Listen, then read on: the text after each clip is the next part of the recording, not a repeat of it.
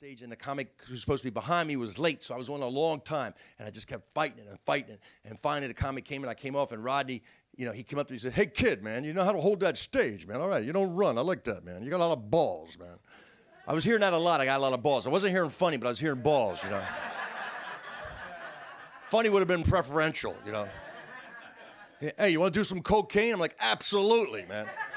Cocaine with Rodney, that's why I got into this business, So we went into his office, and we're doing coke. By the way, this was the first time I realized there was different types of coke. There was like celebrity coke, because I was doing street coke. The street coke I was doing was so cut with baby laxative, it kept you more regular than high, You do a line, take a dump. Do a line, take a dump, So we're doing Rodney's coke, and and I'm asking for advice because I had Rodney there, man. I wanted to hear some advice. I said, "Rodney, I wonder how I can get better. How do I get better?" He says, "Well, you got to tape yourself. You tape yourself?" I said, "No, I don't tape myself. I used to, but I can't stand to hear my voice. I sound like an idiot." "Well, of course you're an idiot. You're a comedian.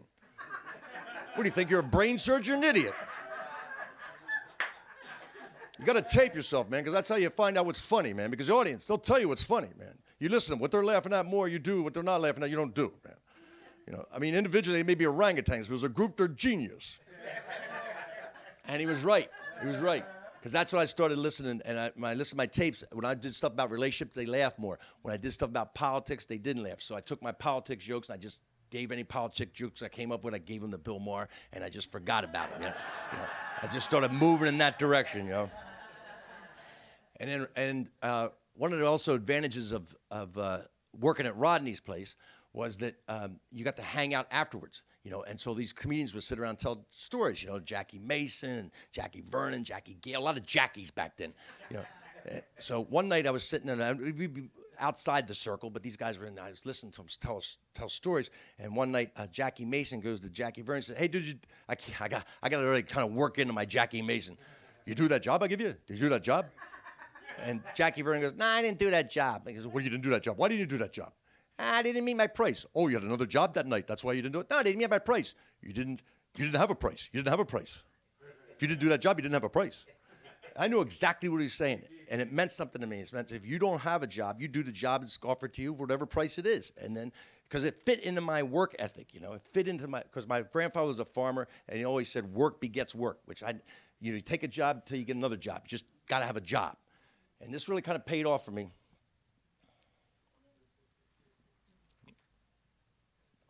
I was working these Stanley gigs, these one-nighter. We called them Stanley gigs because agent Jerry Stanley started paying $55 a piece for these one-nighters all around Jersey. And I met a lot of comics working that way. I'll tell you this story. I met Jackie Martling working that way. Jackie Martling, he worked for Howard Stern for a long time.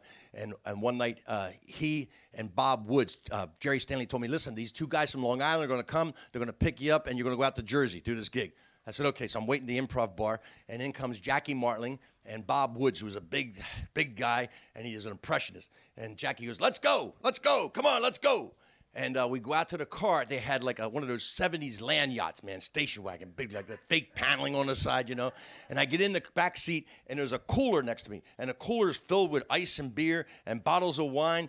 And then Jackie goes, "Hey, take a beer. You want some wine? Hey, you want Mai Tais?" And he hands me back one of those little kind of coolers that's filled with Mai Tais. And then Woodsy goes, "Hey, you want a joint?" And he's got like a box filled with joints, right? I said, "We're doing a 30-minute drive to Jersey, man." We got lost in the Holland Tunnel, man. We were so wrecked by the time we left the city. We're driving around completely. We can't find the gig, and all we're saying is, "They can't start till we get there." That was our mantra. They can't. And this is the 70s. This is how weird it was. We actually flagged a cop down. Now, you got to remember the 70s, drunk driving was different, man. Cops would pull you over and go, "You're drunk?" You go, "Yeah." "Can you make it home?" "Yeah." "Then get home. Go home."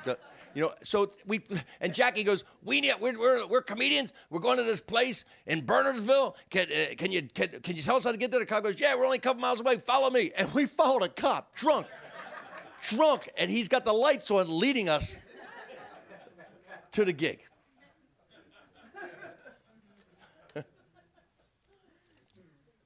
So the first club outside of the east of the first paying comedy club was Garvin's in Washington, D.C., which I worked there before I moved to New York. That was the first paying comedy club on the East Coast. On the West Coast, there were a couple of different paying comedy clubs, 3. So there was probably only 4 in the whole country. Then the Comic Strip in New York City opened up a club in Fort Lauderdale. Now, my girlfriend at the time, Carol Leifer, was going to do the second week along with Mark Schiff, Kelly Rogers, and Joe Bolster, and her. And she wanted me to go. So she tells the club owners, Richie Tinkin and Bob Wax, she goes, I want my boyfriend Rich to go. They said, look, we got other acts that are more comic strip acts. Rich is more of an improv act. He's performs here at the Strip, but we got to put our guys in first. We can't send him down as a regular act right now. But we'll tell you what we'll do. We'll send him down as an MC for half price. She had to come and tell me. She goes, you only get $1.75 for the week. We're all getting $3.50. Now, my first thought, ego was, I'm not doing that, man. I'm not doing that at all, you know. But then I heard that voice saying, work begets work. I got no other gig that week. I'm doing it. So I took the gig. Is that actually a bird? Am I being heckled by a pigeon? I'm literally being heckled by a pigeon. At first, I'm looking at Chris going, Chris, is your ringer a pigeon? Because you know how people like go, right?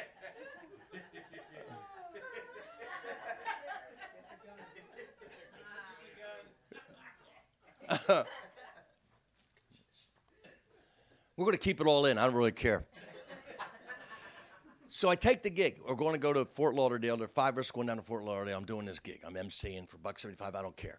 So one night we're in a condo. This is the first time that I've been in this sort of situation where there's 5 comics living together. It was like a Marx Brothers kind of thing all night long. People are coming in, coming out. Women are leaving. Women are coming. People are just moving. You move out of this bedroom. I need this bedroom. It was nonstop. It was like a camp, summer camp that nobody slept. And one night they had a phone there. It actually had a phone, a landline phone. And Kelly Rogers on the phone. He motions and says, come here, man. And what? He goes, whatever this guy asks, tell him you could do. So I get on the phone. The guy says, I have this new comedy club in Ottawa, Canada. I need a comedian next week who could do 2 separate 45-minute shows. Can you do 2 different 45-minute shows? I go, yes, I can. He said, fantastic. Be there next week. And this is the pay. I think it was like 800 Canadian, which may have been like at that time, $30 or something American. I don't know. I have no idea. But anyway, I took it. I didn't care. I was so excited.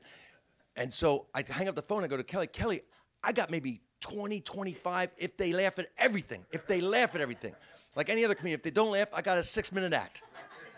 He said, don't worry, you'll write more material. You'll do more material. You keep writing, which I loved writing. I always loved writing. And I was constantly coming up with new stuff and trying new stuff. But I really, for the rest of my week at the Fort Lauderdale place, I was every night trying new stuff. And I go up to Ottawa. My strategy was the first show, do everything I had. And the second show, I would just run around the bar, do whatever I can, crowd work, be a maniac. I was like Jerry Lewis, you know. I was just, pouring drinks on my head, whatever I could do. I was getting by. At the end of the week, I go get my pay, and the club owner says, a great week. This guy wants to talk to you on the phone. I pick up the phone, and the guy says, I'm Ernie Butler from Montreal. We got new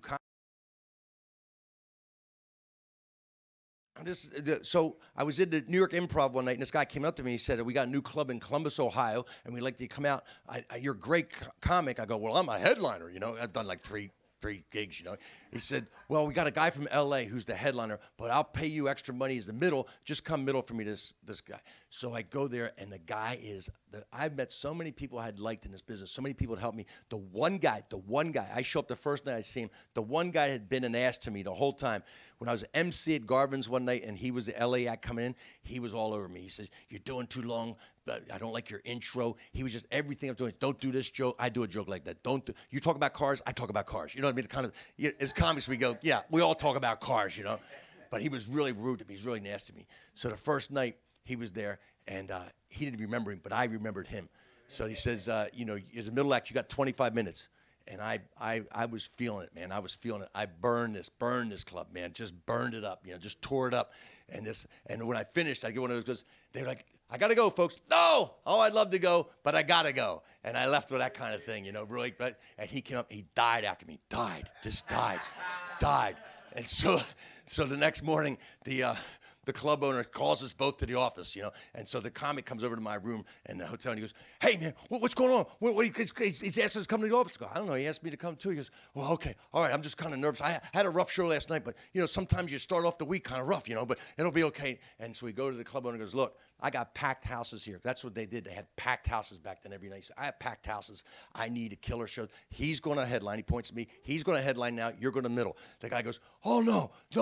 Man, if it gets back to L.A. that I got demoted to middle, I got Carson shots coming up. I got a development deal. This will ruin my career." And the club owner is cutting up lines of Coke, right? And he's cutting up lines of Coke. And he goes to me, he goes, "Here, Rich." I go, and he goes here to the guy. And the guy goes, "No, I can't do this. No, I'm okay with it. I can deal with it. I can hang with it, you know." So that was it. That was the switch there. There was a lot of, okay, I'll tell one more.